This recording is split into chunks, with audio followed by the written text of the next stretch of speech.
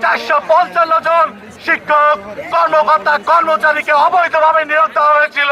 দীর্ঘ 16 বছর ধরে আমাদের বাক স্বাধীনতা হরণ করা হয়েছে, আমাদের সাংবিধানিক অধিকারকে হরণ করা হয়েছে।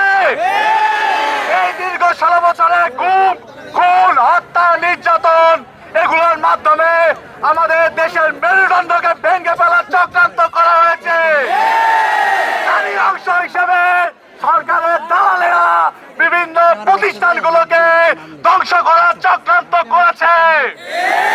ঠিক একইভাবে আইডিয়াল স্কুলে আপনাদের গভর্নিং বডি সভাপতি হিসেবে যে আবু হেনা যে ছিল, উনি দীর্ঘ সময় ধরে 6 বছর সভাপতি থাকাকালীন এখানে যে দুর্নীতি করেছে সেই সব খবর আপনারা সকলেই জানেন। এখন কোন অবস্থাতেই এই দালালদেরকে কি আপনারা সভাপতি হিসেবে মানেন?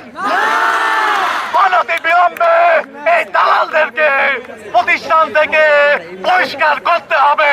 বিভিন্ন নিউজে খবর এসেছে প্রায় 455 জন শিক্ষক কর্মকর্তা কর্মচারীকে অবৈধভাবে নিয়োগ দেওয়া হয়েছিল। এই সকল অবৈধ নিয়োগ যাদেরকে দেওয়া হয়েছে তাদেরকেও অনতি বিলম্বে বহিষ্কার করতে হবে। আমাদের যে আইসিটি মন্ত্রী জুনায়েদ আহমেদ পলক, সে নাইট প্রতিষ্ঠান থেকে ল করেছে, সে কিভাবে আমাদের আইসিটি মন্ত্রী হয়? এই সকল আইসিটি মন্ত্রীর কারণে আমাদের দেশ যুগ যুগান্তরে আরো পিছিয়ে গিয়েছে। তারা নাকি বলে আমাদের ইন্টারনেট বন্ধ করা দিয়েছিল। কেন?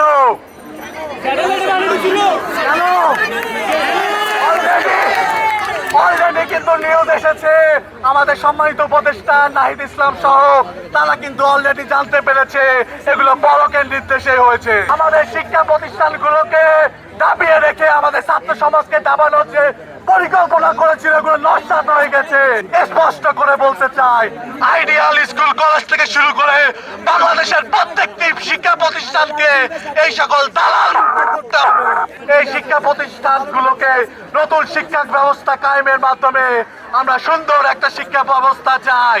আইডিয়াল স্কুলে যারা কেউ যদি দাবি করে ভুয়া সমন্বয় হিসেবে যদি আপনাদের সামনে বিভিন্ন দাবি উপস্থাপন করেন, আপনারা সেগুলো মানবেন না। কোন ভুয়া সমন্বয়কে আপনারা মানবেন না।